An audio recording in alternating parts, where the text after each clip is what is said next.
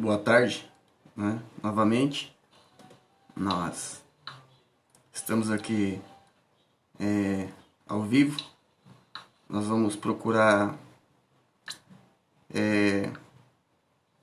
terminar a live que a gente começou pela manhã, né? Onde a gente estava meditando sobre Romanos, capítulo 5. Nós vamos continuar agora à tarde a nossa meditação acerca de Romanos capítulo 5. Eu não sei onde os irmãos estão, mas aqui em Três Lagoas, Mato Grosso do Sul, tá chovendo, uma tarde de chuva. A gente sabe que a gente tem que ficar confinado dentro de casa, mas aqui é quente demais, isso atrapalha e prejudica, né? Na verdade, essa questão de ficar em casa, mas hoje no domingo com essa chuva está um pouco melhor, né? O clima está um pouco melhor, né? Então, que Deus nos abençoe. Agora, nesse restante de tarde, a gente vai procurar então caminhar um pouco mais na nossa meditação. A gente leu pela manhã, foi Romanos, o capítulo 5, do versículo 1 ao versículo 8. A gente vai fazer essa leitura novamente, né? Vamos ler novamente Romanos 5, do 1 ao 8, e vamos continuar nossa meditação. A gente inventou, estudou até o capítulo 2, vamos continuar do 3 em diante, né? Para que a gente possa continuar o nosso estudo, nossa aprendizagem da palavra do Senhor. Amém? Então, Romanos capítulo 5, irmãos, do versículo 1 em diante, diz assim: tendo sido, pois, justificados pela fé, temos paz com Deus por nosso Senhor Jesus Cristo, pelo qual também temos entrada pela fé a esta graça, na qual estamos firmes, e nos gloriamos na esperança da glória de Deus. E não somente isto, mas também nos gloriamos nas tribulações, sabendo que a tribulação produz a paciência, e a paciência a experiência, e a experiência a esperança. E a esperança não traz confusão, porquanto o amor de Deus está derramado em nossos corações pelo Espírito Santo, que nos foi dado.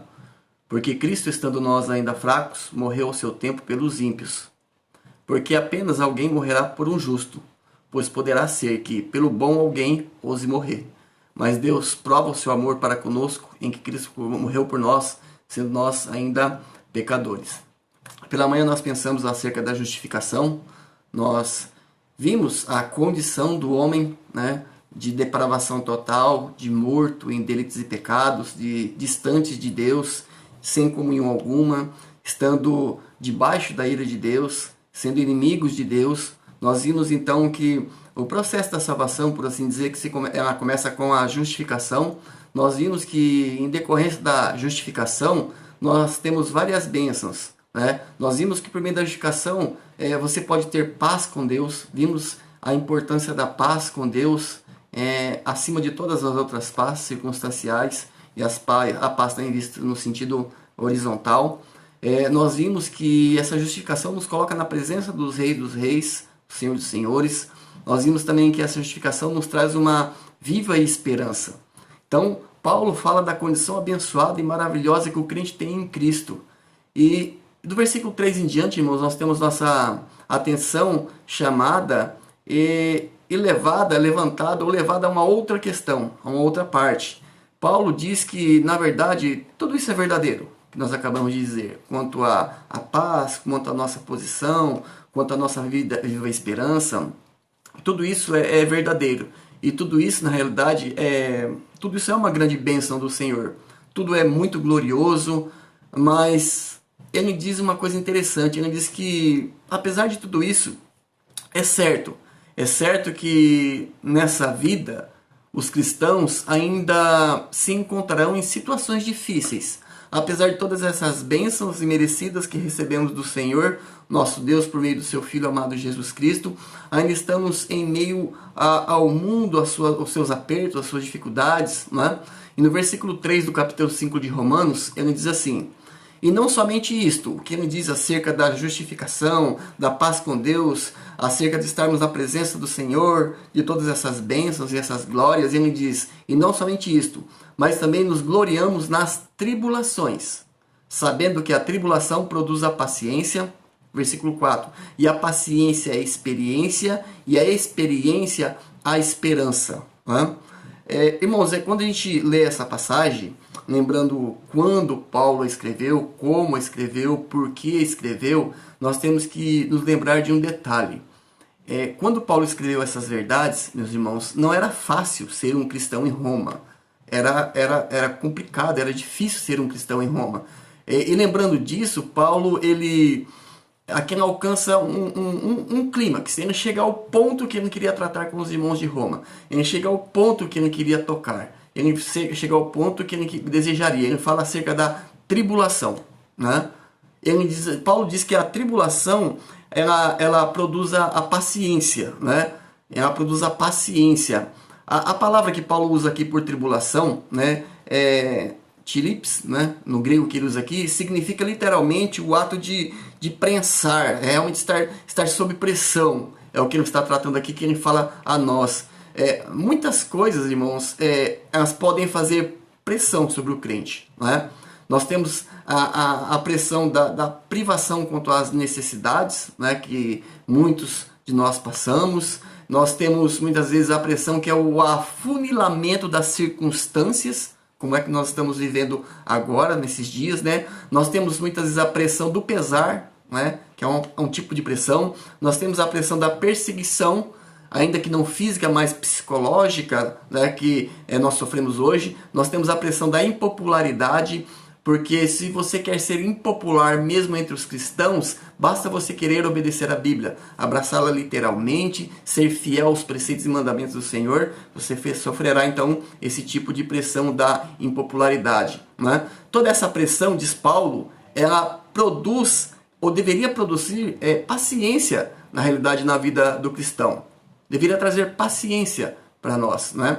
E a palavra que ele usa aqui para paciência é a palavra grega que é hiponome, que significa, essa palavra paciência, ela significa instabilidade, ela fala de constância, de sermos tolerantes, fala de um espírito que pode vencer o mundo, um espírito que luta, né? Não significa um espírito que fique passivo diante da situação, mas sim um espírito que vence, que conquista, um espírito que esteja ativo, né, nas provações, nas tribulações da vida. Ou seja, essa paciência, ela tem como fundamento as promessas que o Senhor tem dado a cada um de nós, né? As promessas de sustento, de conforto, de ajuda, né? Essas tribulações colocam a nossa paciência em exercício, né?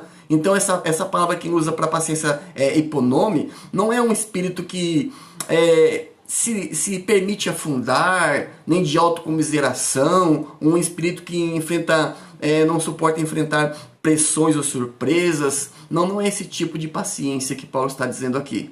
A paciência, né, que ele está dizendo aqui, é outro tipo de paciência. E ele continua dizendo para nós que a paciência ela produz experiência. Né? Isso é bem interessante, né? Quando ele diz para nós. A palavra que ele usa para traduzida como paciência, no grego é dokime. Dokime, ela se refere, irmãos, ao metal que foi submetido à pressão para que ele seja apurado, para que tire dele toda a impureza, para que ele se torne mais puro, mais valoroso. Esse é o sentido que Paulo está dizendo aqui. As tribulações faz com que a gente seja mais forte, faz com que a gente seja mais perseverante, que a gente tenha uma fé mais acurada, que a gente deixe para trás todas as impurezas e imperfeições do mundo, da carne, na verdade do homem velho. Na verdade, faz com que a gente seja crentes melhores, mais sadios, mais maduros. É interessante que esse mesmo termo que Tiago usa, em Tiago capítulo 1, versículo 12, está assim: bem-aventurado o homem que suporta a tentação, porque quando for provado, não é, receberá a coroa da vida, a qual o Senhor tem prometido aos que o amam. Ou como diz o apóstolo Pedro, aí em 1 Pedro, capítulo 1, no versículo 7, ele diz: para que a prova da vossa fé, não é, que ele diz, muito mais preciosa do que o ouro, que perece e é provado pelo fogo, se ache em louvor e honra e glória na revelação do nosso Senhor Jesus Cristo. Né? Aqui, não fugindo do contexto, o propósito da nossa fé, da fé verdadeira, não é conseguir coisas. glorificar, né, ao nosso Deus. E temos essa palavra dokimê, que é usada também em referência ao ato, antigamente, quando as pessoas iam cunhar moedas, né, naquela época lá, dokimê era a palavra, era a maneira que era usada, era o termo usado para acrisolar nos dias de hoje, era dokimê, que era realmente esse termo que era usado. Servia para tirar as impurezas do metal e purificar ela no crisol. Isso descreve algo do qual se eliminou toda a escória, tudo aquilo que não servia para nada. E quando se enfrenta, meus queridos, essas aflições com paciência, o homem de Deus ele deve assim emerger, né? Ele emerge da batalha da dificuldade mais forte, mais maduro, mais puro, melhor e na verdade mais perto do Senhor, né? A prova, como diz Paulo, continua ele, produz a esperança. Esperança. Irmãos, como falta esperança nos nossos dias, né? A esperança está desaparecendo. A esperança do retorno de Cristo, há algum tempo atrás, nem era mencionada em alguns círculos cristãos. Não é? Como falta esperança, ele diz que essa prova produz esperança. E a palavra que usa aqui para traduzir como esperança para nós, é a palavra grega elpis, né? Essa palavra quer dizer, se refere a uma expectativa do bem, de coisa boa, uma expectativa de regozijo, uma expectativa confiante, radiante. A prova produz isso, ou deveria produzir isso, na realidade, nas nossas vidas, na vida do cristão. É interessante, irmãos, porque duas pessoas podem enfrentar a mesma situação. E essa situação pode levar uma pessoa ao desespero, e essa mesma situação pode levar a outra pessoa a realizar grandes coisas, a ter grandes vitórias, né? Para um pode ser o fim da esperança, a mesma situação, e para o outro pode ser um desafio para uma grandeza maior. Eu tenho certeza que ninguém gosta de crises, né? O homem ele não está preparado para isso, ele não quer saber de crises, ele corre da crise, ele procura fazer tudo para que a crise seja evitada na sua vida, mas nós devemos aproveitar as oportunidades que as crises podem proporcionar para as nossas vidas, né? A gente, em meio a todo esse pânico, a gente pode ver um ponto positivo, parece que as pessoas estão se aproximando mais do Senhor, né? Aqui outras estão já espraguejando Deus, mas a crise ela produz uma oportunidade para aquelas pessoas que estão mais próximas do Senhor e querem conhecer mais ao Senhor, né? Agora, essa diferença de um ver como oportunidade, o outro ver como fim de todas as coisas, essa diferença corresponde ao que há no interior de cada um, né? No interior de cada pessoa, na realidade. Se uma pessoa se deixou se converter em um fraco, né, em uma pessoa impotente, cabisbaixa, se ela estiver se deixando que as circunstâncias a abata, a aflija, a rebaixe, né, ela vai ter muitas dificuldades. Enquanto, do outro lado, a gente tem outras pessoas que se preparou mentalmente de maneira que quando sobrevêm as crises e os desafios, elas não podem fazer outras coisas senão lutar, buscar ao Senhor, né? Pessoas que se dispõem a enfrentar a dificuldade, o problema da vida, de cabeça erguida, e sempre ela sempre enfrenta as barreiras de uma maneira vigorosa, ela conquista coisas, espaços na vida cristã.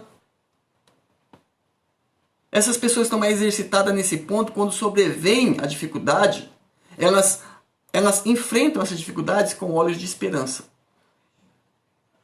não com desespero, né? Em seguida, nosso texto nos faz uma maravilhosa declaração. A palavra nos diz que a esperança cristã, ela nunca desilude, porque ela está fundamentada no amor de Deus. Ela está fundamentada no amor de Deus. O versículo 5 diz assim: e a esperança não traz consigo confusão, né? Não traz consigo confusão. A tradução, um sentido melhor para a gente entender aqui dessa palavra, seria: não traz consigo desonra, não traz consigo humilhação e nem vergonha, né? A esperança não traz confusão, não traz vergonha, não traz humilhação, porquanto o amor de Deus está derramado em nossos corações pelo Espírito Santo que nos foi dado. Às vezes, irmãos, eu penso, né? Alguns versículos nos ensinam tantas verdades com um peso tão grande que a gente não se dá conta. O versículo 5 fala que o amor de Deus está derramado em nossos corações pelo Espírito Santo. Ora, qual é o amor de Deus? É o amor ágape, o amor sacrificial, o amor mais puro e mais pleno que nós temos conhecimento. Sendo assim, nós somos capacitados a amar dessa maneira também, não é? É interessante, quando a esperança de uma pessoa está posta em Deus, ela não se torna pó e cinza com qualquer brisa que aparece na sua vida, né? Quando a esperança de uma pessoa está posta em Deus, ela não pode ser frustrada. Quando a esperança de uma pessoa está posta no amor de Deus, ela nunca pode ser uma ilusão, porque na verdade Deus nos ama com um amor eterno, o qual está respaldado por um poder eterno. Isso deveria encher os nossos corações, deveria nos fortalecer, deveria nos colocar de pé cada vez mais. O crente verdadeiro, meu querido, não tem somente a esperança do futuro, mas ele também a tem durante as tribulações presentes. A sua esperança não está só ligada ao que ele vai receber do Senhor, ligado à glória, mas a sua esperança ela tem que ser forte no dia de hoje. Tem que ser forte no presente, na realidade, não é? Eu diria que a riqueza da vida do crente é provas, mais Cristo, paciência. Paciência, mais Cristo, experiência. Experiência, mais Cristo, esperança. É o que Paulo está nos dizendo. Ele tem sido o resultado das experiências e circunstâncias da sua vida. Esse tem sido o resultado. Você tem se fortalecido, né? Continuando o nosso texto aqui, irmãos. No versículo de número 6 de capítulo 5 de Romanos, diz assim: porque Cristo, estando nós ainda fracos, ou seja, mortos em pecados, né, morreu ao seu tempo pelos ímpios, homens perdidos, que não mereciam o seu amor nem a sua graça. O fato de que Jesus morreu por nós, pecadores e inimigos, né, é a prova cabal e final do amor de Deus. Isso mostra o quanto Deus ama os seus. Isso deveria nos trazer conforto, regozijo, certezas, não é?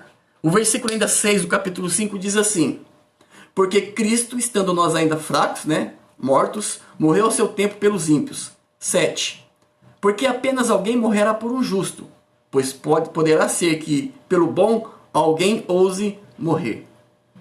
Seria muito difícil conseguir que um homem morresse por um justo. Seria impossível persuadir alguém a morrer por uma pessoa que, segundo seus olhos, não mereça. É difícil alguém morrer por um grande princípio, na verdade. Alguém poderia ter tão grande amor que fosse movido a dar a sua vida por um amigo. Mas morrer por um inimigo, irmãos, somente Deus é capaz. O versículo 8 ainda diz assim: mas Deus prova o seu amor para conosco, em que Cristo morreu por nós. Quando ele diz que Cristo morreu por nós, entenda-se que ele está dizendo o seguinte, que Cristo morreu em nosso lugar. Ele morreu em nosso lugar. Cristo morreu por nós, em nosso lugar. E quando ele morreu por nós, ou em nosso lugar, quando nós ainda éramos pecadores, não levávamos em conta a vontade de Deus, Cristo morreu por nós, sendo nós ainda pecadores. Mas eu diria que o maravilhoso Jesus Cristo, o amor personificado de Deus, Ele morreu por mim, Ele morreu por você, Ele morreu pelos seus, enquanto ainda éramos pecadores, irmãos. Enquanto éramos homens maus, numa situação de inimizade, de hostilidade para com o Senhor. Não havia lugar para Deus na sua vida quando você foi alcançado pela graça de Deus. Não havia lugar para Deus em minha vida quando eu fui alcançado pela graça de Deus. Eu não desejava a Deus. Os meus pensamentos eram todos contrários a Deus. Os seus pensamentos eram todos contrários a Deus. Estávamos realmente numa situação de inimizade, hostilidade. Em nossos pensamentos, nós não queríamos a Deus. Quanto a nossos desejos, não desejávamos a Deus. Mas ainda assim, Deus diz que Cristo morreu por nós, ou em nosso lugar. Meus queridos, eu penso que o amor não pode ir além do que isso. Não foi para salvar homens bons que o nosso Senhor Jesus Cristo morreu. Éramos pecadores, completamente destituídos de qualquer tipo de justiça. Não foi para resgatar amigos de Deus que Cristo morreu. Eram homens que estavam em inimizade contra Deus. E aqui nós vemos que Paulo avança um pouco mais. Por meio de Jesus, nossa situação com Deus, ela foi mudada. Pecadores éramos todos nós. Fomos postos em uma correta relação com o Pai, não é? Mas isto não é suficiente. Não só precisa mudar a nossa situação, mas precisa também mudar o nosso estado. O pecador salvo não pode continuar sendo pecador. Então muda não só a situação, mas muda estado. Ele não pode continuar a ser uma pessoa que peque constantemente com o Senhor. Ele deve chegar a ser um homem bom. Porque fomos criados em Cristo para as boas obras, Efésios 2:10. Agora Cristo, a morte de Cristo mudou a sua situação. E a ressurreição de Cristo muda o seu estado. Ele não está morto, ele vive. Ele está conosco para sempre, para nos ajudar, para nos guiar, para nos dirigir, né? Para nos encher com o seu poder, de modo que sejamos capazes de vencer as tentações, as dificuldades, os problemas, de maneira que possamos resistir nas nossas vidas com algo que é do seu resplendor.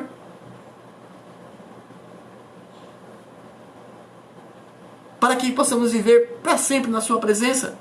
Aquele que mudou nossa situação com relação a Deus também pode mudar o nosso estado. Ele pode mudar o seu estado.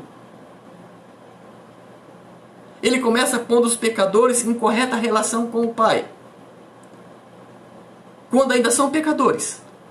E ele continua, por sua graça, fazendo que esses pecadores sejam capazes de renunciar ao pecado e chegar a ser seus representantes. É isso que ele está dizendo em Romanos 5:8. Mas Deus prova o seu amor para conosco, para comigo, para com você, em que Cristo morreu por mim, por você, quando nós ainda éramos pecadores. Como nós vimos de manhã, isso significa, em primeiro lugar, que Ele pagou o preço da sua desobediência, que Ele pagou o preço do seu pecado. Como diz Gálatas 1:4, o qual se deu a si mesmo por nossos pecados, para nos livrar do presente século mau, segundo a vontade de Deus Pai. Ou como diz em 1 Pedro 2:24, levando Ele mesmo em seu corpo os nossos pecados, sobre o madeiro, para que, mortos para o pecado, ou para os pecados, pudéssemos viver para a justiça. Pelas suas pisaduras fomos sarados. O assunto aqui é pecado, não é doença. Ele não morreu na cruz para levar nossas doenças, não. O assunto aqui é pecado. Em nosso lugar, Ele pagou o preço da desobediência a Deus. Em nosso lugar, irmãos, em meu lugar, em seu lugar, Ele foi feito maldito. Gálatas 3:10 diz assim, todos aqueles, pois, que são das obras da lei, estão debaixo da maldição. Porque está escrito, maldito todo aquele que não permanecer em todas as coisas que estão escritas no livro da lei, para fazê-los. No versículo 13 de Gálatas 3 ainda diz assim, Cristo nos resgatou da maldição da lei, fazendo-se maldição por nós. Porque está escrito, maldito todo aquele que foi pendurado no madeiro. Em nosso lugar, em seu lugar. Em meu lugar, em seu lugar, meu querido, Ele foi ferido. Ferido, como diz Isaías 53, verdadeiramente ele tomou sobre si as nossas enfermidades e as nossas dores levou sobre si, e nós o reputamos por aflito, né? Ferido de Deus e oprimido. Mas ele foi ferido por causa das nossas transgressões. Isaías 53:5. Ele foi ferido por causa das nossas transgressões e moído por causa das nossas iniquidades. O castigo que me traz a paz, que te trouxe a paz, estava sobre ele. Pelas suas pisaduras fomos sarados. O assunto é pecado. Em meu lugar, em seu lugar, ele foi morto.